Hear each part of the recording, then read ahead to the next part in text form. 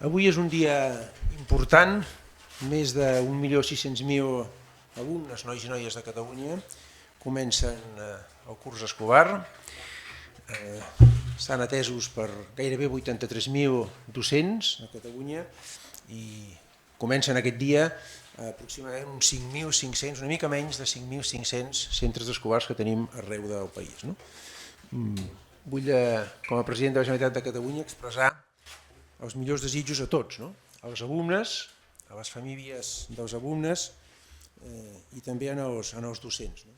I voldria també en un dia com avui fer un reconeixement als docents de Catalunya, els gairebé 83.000 docents que tenim a Catalunya, a la seva tasca, que és molt rellevant per la societat, per la nostra societat, perquè formen, eduquen els ciutadans del futur.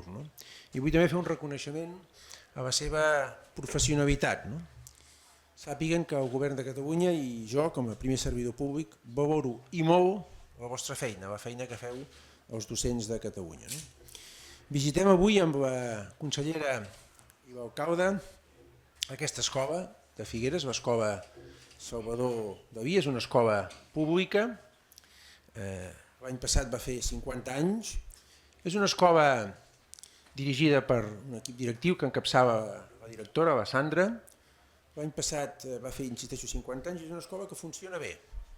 Diria, sense cofoisme, que funciona molt bé, com tantes i tantes de les escoles de Catalunya, d'arreu de Catalunya.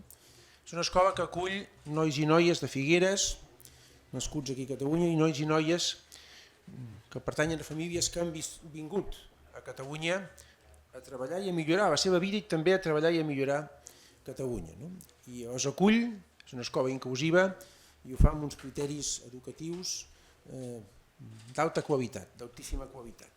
Per tant, també el meu reconeixement i la meva felicitació a l'equip directiu i al conjunt, a tota la comunitat educativa de l'Escola Salvador Dalí com un exemple de bona feina, com tantes i tantes, insisteixo, altres escoles de Catalunya.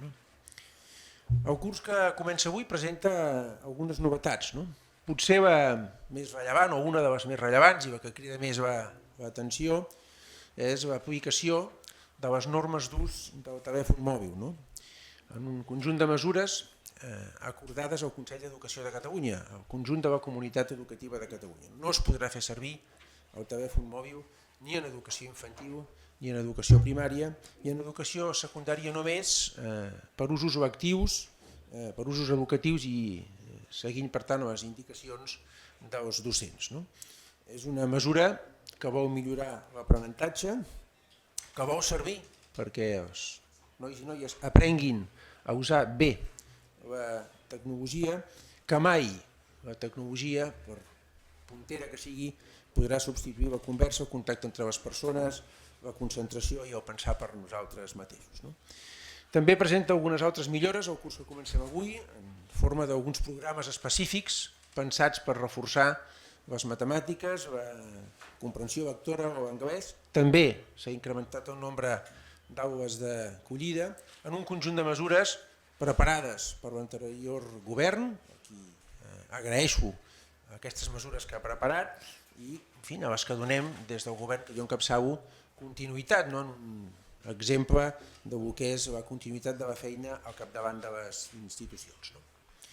Voldria dir-vos també que el govern que presideixo, el govern de tothom, treballarà per millorar l'educació, perquè l'educació millori. I ho farem comptant amb tothom, amb els alumnes, amb les famílies dels alumnes i també de forma molt especial amb els docents, amb els mestres i amb els docents de Catalunya. I ho farem comptant amb tothom i partint de les experiències que tenim a casa nostra. Hi ha una experiència extensa i rica en bons exemples, en bones pràctiques educatives, que són les que prendrem com a referència, però també ho farem mirant les millors pràctiques dels millors països en matèria d'educació. Per això demà us vull anunciar que el Consell Executiu, la consellera d'Educació, la consellera Niubó, ens proposarà d'acordar, de fer un acord de col·laboració amb l'OCDE, amb l'Organització per la Cooperació i Desenvolupament Econòmic, que agrupa més de 30 països, i que és qui organitza, qui gestiona les proves PISA. Serà un acord per comptar amb els millors experts, amb les millors pràctiques arreu d'aquests països en matèria educativa i per treballar-les conjuntament amb els alumnes, amb els docents, amb la comunitat educativa i veure com podem millorar l'educació a Catalunya. Aquest és el nostre objectiu, l'excel·lència en l'educació a Catalunya, la millor educació possible, una educació de qualitat i equitativa, que ofereixi a tots els nois i noies de Catalunya les millors oportunitats per aprendre. No ho farem, això, aquest objectiu d'assolir la millor educació no l'assolirem de manera immediata. Jo això també vull ser molt clar amb tots vostès, no serà una cosa que es pugui fer, no és una tasca que puguem fer ni en un mes ni en un any, és una tasca d'un recorregut de més llarg abast, probablement com a mínim d'una legislatura, però que no tinc cap dubte que, insisteixo, comptant amb tothom, comptant amb la comunitat educativa, alumnes, docents, famílies, aprenent de les nostres millors experiències i mirant i assessorant-nos amb aquest marc de col·laboració amb els organitzadors de les proves PISA, amb l'OCDE, mirant per tant què fan els països que ho fan bé, podrem recuperar l'excel·lència educativa en un horitzó proper. Moltíssimes gràcies a totes i a tots i molt bon inici de curs als alumnes, als docents i a les famílies dels docents. Gràcies.